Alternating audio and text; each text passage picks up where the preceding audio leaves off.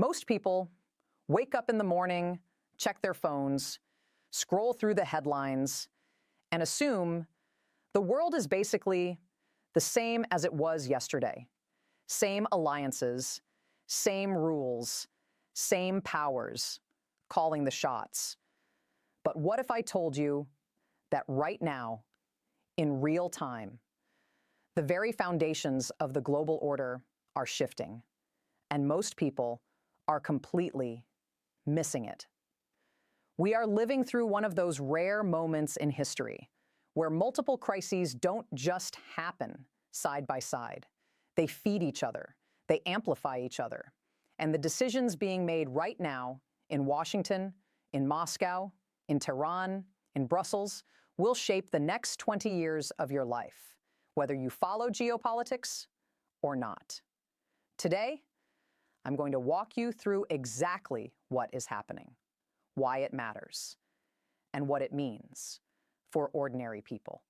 Not just governments, not just generals, but you, the person paying rent, running a small business, filling up a gas tank, because here is the truth, that nobody on television is saying clearly, this is not a collection of separate problems. Ukraine is connected to Iran. Iran is connected to oil. Oil is connected to your grocery bill. And all of it is connected to one single, uncomfortable question. Is American leadership still the anchor of the global system, or has that anchor already started to drag? Let's break it down from the very beginning. To understand what is happening today, you have to go back. You have to look at the decisions and the mistakes that created the conditions for this moment.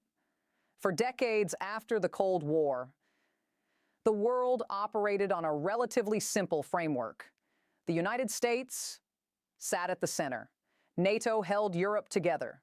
An American military presence kept certain sea lanes open and certain regional powers in check. Allies complained, rivals pushed back, but the core architecture held. Then something started to crack, not overnight, but gradually, and then very suddenly. The first crack was trust. When American political leaders began treating long-standing alliances not as strategic assets, but as financial arrangements, as if NATO were a subscription service you could cancel, the signal sent to every foreign ministry in the world was enormous. Allies started asking a question they hadn't seriously asked in decades. Can we still count on Washington when it matters most? The second crack was opportunity. Every time that question was asked out loud, certain governments took careful notes. Moscow noticed, Beijing noticed, Tehran noticed. Because in international politics, doubt is not just an emotion.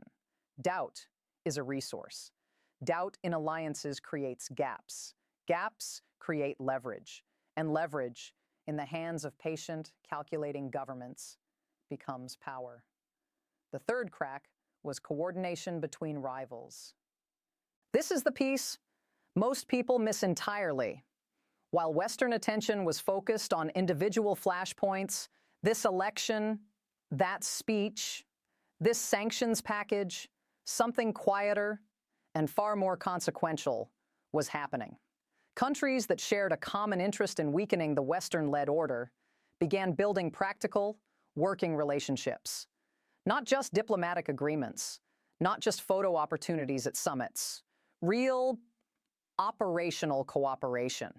And once that kind of cooperation gets going, it doesn't stop, just because someone in Washington demands it. Let's talk specifically about the relationship between Russia and Iran, because this is where a lot of people get the analysis wrong. The common assumption is that Russia and Iran are temporary partners, two isolated, sanctioned powers, cooperating because they have no one else to turn to, that they'll drift apart the moment a better deal comes along. That assumption is dangerously wrong. What has developed between Moscow and Tehran is not a marriage of desperation. It is a strategic partnership built on shared interests and mutual utility. Both governments face severe international sanctions. Both have developed sophisticated systems for working around those sanctions: financial channels, barter arrangements, third-party intermediaries. When you build those systems together, you don't just trade goods. You build institutional knowledge. You build habits of cooperation. On the military side, the cooperation has been direct and documented. Drone technology transferred from Iran to Russia didn't just appear on Ukrainian battlefields.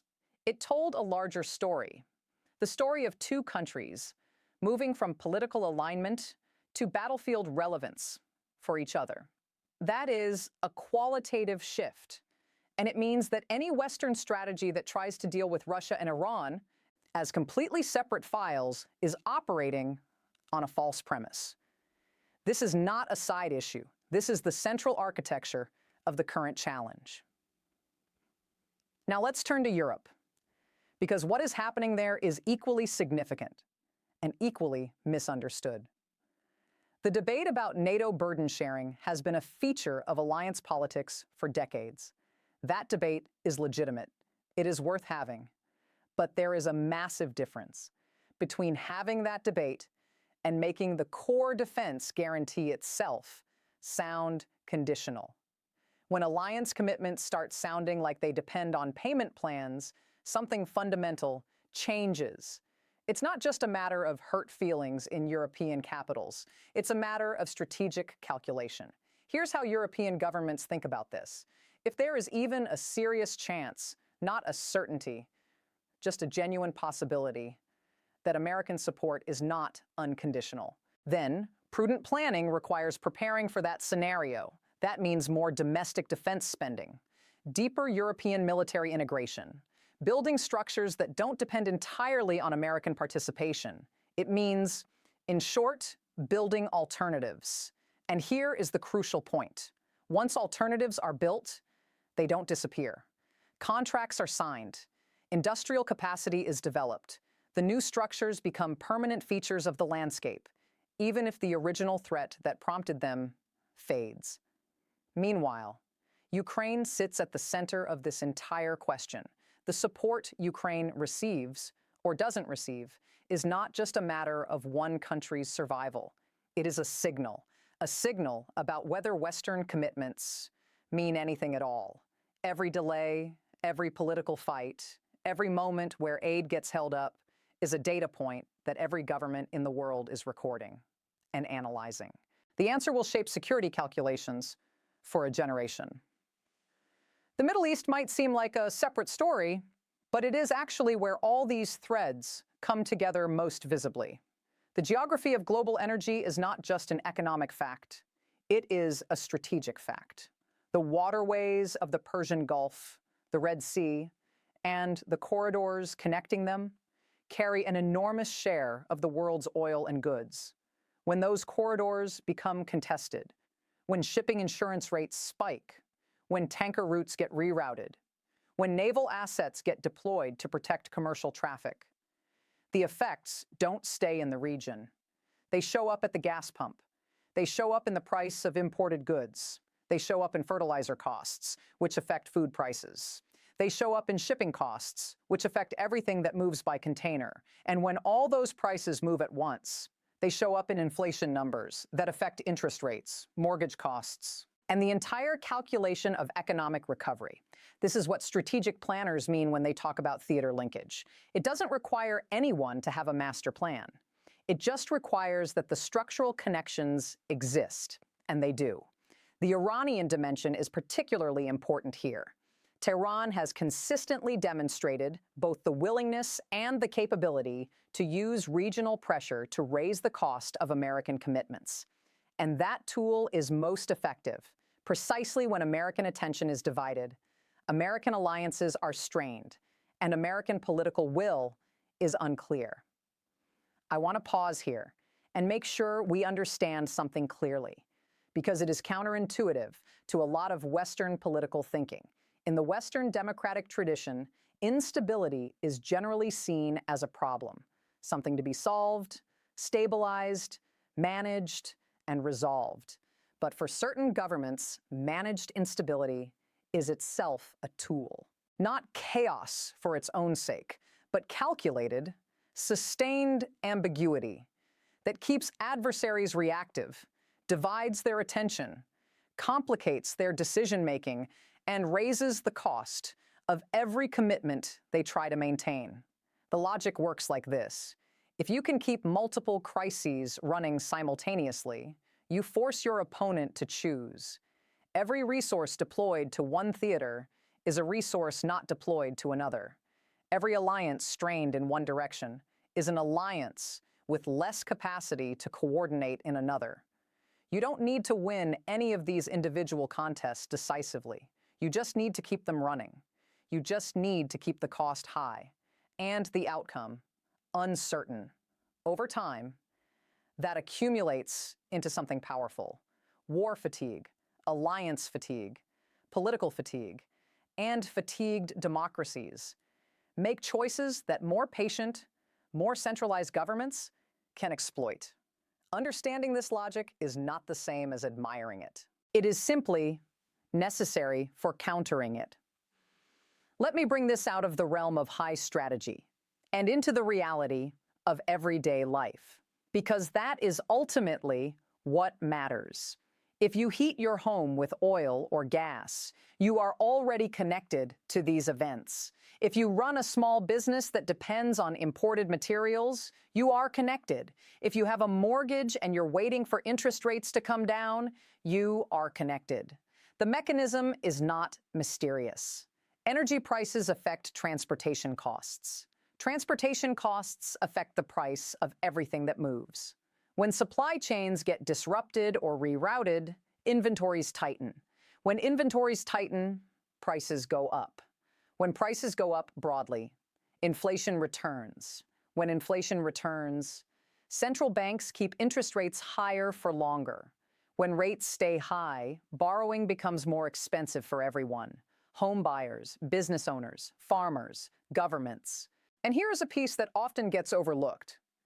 Supply chain changes are not easily reversed. When companies reroute their sourcing, build new supplier relationships, invest in different logistics infrastructure, those changes become permanent. When the geopolitical temperature eventually cools, the old supply chains don't automatically come back. The jobs don't automatically return to where they used to be. The new routes become the standard routes.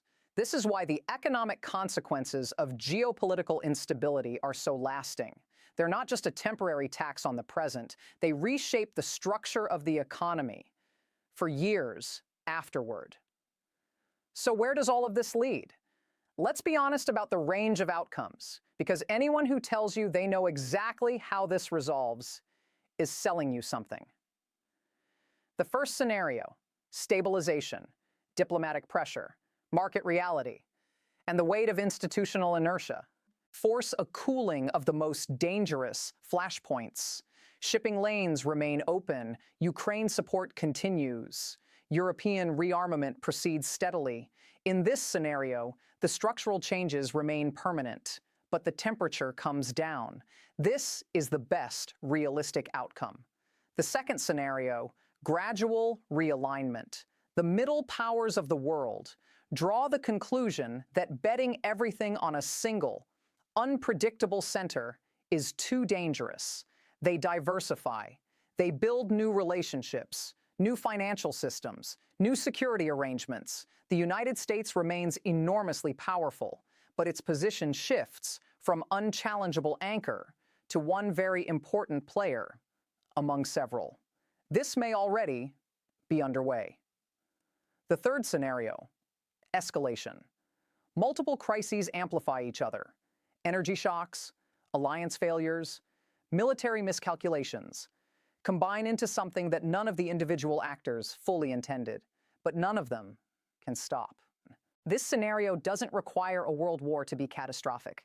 It just requires instability to become the new normal, expensive, exhausting, and corrosive to the institutions and trust that took decades to build. Here is what I want you to take away from everything we've covered today. The world does not change all at once. It changes through accumulation. One decision, one delay, one broken commitment, one new partnership at a time, and then one day you look up and the landscape is different, and you can't quite identify the single moment when everything shifted, because there wasn't one single moment. There were hundreds of them. We are in one of those accumulation periods right now. The decisions being made about alliances, about commitments, about what kind of leadership America provides, about what kind of international order we are willing to defend, are not abstract history book decisions. They are live, active, consequential choices happening in real time with real effects on real people's lives. The question worth sitting with is not who wins the next news cycle. The question is, what kind of world are we building, one decision at a time? And the answer to that question is not determined by presidents alone, or generals alone, or central bankers alone. It's determined by whether citizens understand what is actually at stake and demand leadership that is equal to the moment. That's the story. Stay informed, stay engaged, and don't look away.